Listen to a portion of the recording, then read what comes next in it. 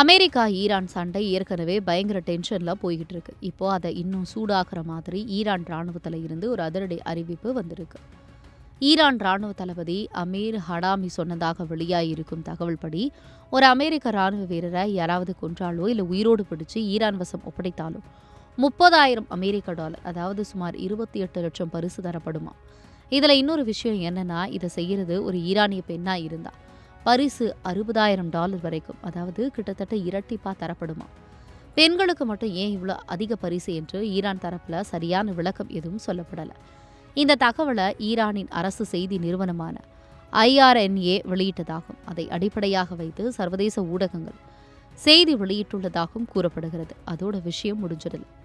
அமெரிக்க வீரரை கொள்ள பயன்படுத்திய துப்பாக்கி அல்லது வேறு ஆயுதம் யாருடையதோ அந்த ஆயுதத்தை அவரிடமிருந்து 2 மடங்கு விலைக்கு வாங்குவோம் என்றும் ஹடாமி சொன்னதாக தகவல். அதுக்கு பதிலாக புதிய ஆயுதமும் கொடுக்கப்படுமா. அந்த பழைய ஆயுதத்தை என்ன பண்ண போறாங்கன்னா, எதிர்காலத்தில் அமைக்கப்படும் ஒரு அருங்காட்சியகத்தில் வைக்க போறாங்களாம். அதாவது இந்த ஆயுதத்தால தான் அமெரிக்க வீரர் கொல்லப்பட்டார் அப்படின்ற காட்டுற மாதிரி. இதோட சேர்த்து அமெரிக்காவுக்கு இனிமே இந்த பகுதியில் இடமில்லைன்னு ஈரான் தரப்பு கடுமையா எச்சரிக்கை விடுத்திருக்கு.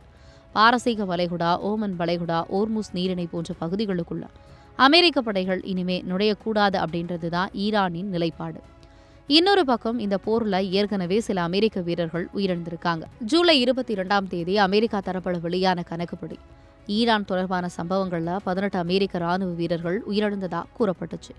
ஆனா அதுக்கு பிறகு பென்டகன் வெளியிட்ட டேட்டாவில் எண்ணிக்கை 14 அப்படின்னு வந்ததுனால குழப்பம் ஏற்பட்டுச்சு.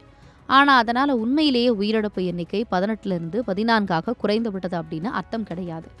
போரின் வெவ்வேறு காலகட்டங்களில் நடந்த சம்பவங்களை அமெரிக்கா வேறு வேறு பிரிவுகளில் கணக்கிட்டதால தான் இந்த எண்ணிக்கை வித்தியாசம் வந்ததா விளக்கம் கூறப்பட்டது. மேலும் உயிரிழந்த அமெரிக்க வீரர்கள் எல்லாருமே ஈரான் நாட்டுக்குள்ளேயே இறந்தவங்க கிடையாது. ஜோர்டான், ஈராக் உள்ளிட்ட மத்திய கிழக்கு நாடுகள் நடந்த சம்பவங்களிலும் அமெரிக்க வீரர்கள் உயிரிழந்திருக்கிறாங்க. இதுக்கிடையில் ஜூன் 17 அமெரிக்காவும் ஈரானும் இஸ்லாமாபாத் புரிந்துணர்வு ஒப்பந்தம் ஒன்றில் கையெழுத்து இட்டிருக்கிறதாவும் கூறப்படுகிறது. அதில் தற்காலிக போர் நிறுத்தம், தொடர்ந்து பேச்சுவார்த்தை நடத்துவது, ஓர்முஸ் நீரிணை தொடர்பான விஷயங்கள் போன்றவை இருந்தன. ஆனால் அந்த ஒப்பந்தம் எதிர்பார்த்தபடி நீடிக்காம தோல்வியில முடிந்துவிட்டதாக கூறப்படுகிறது. மொத்தத்தில் பார்த்தா அமெரிக்கா ஈரான் இடையிலான உறவு ஏற்கனவே நெருப்புல எண்ணெய் ஊத்தின மாதிரி பதற்றமா இருக்கு. இப்போ அமெரிக்கா வீரரை கொன்றாலும் பிடித்தாலும் பணம் தரப்படும் அப்படின்ற இந்த அறிவிப்பு அந்த பதற்றத்தை இன்னும் பல மடங்கு அதிகப்படுத்தி இருக்கிறது. சிம்பிளா சொன்னா அமெரிக்கா ஈரான் சண்டை இன்னும் முடியல. மாறாக ஒவ்வொரு நாளும் புதுசா ஒரு பரபரப்பான திருப்பம் வந்துகிட்டே இருக்கு.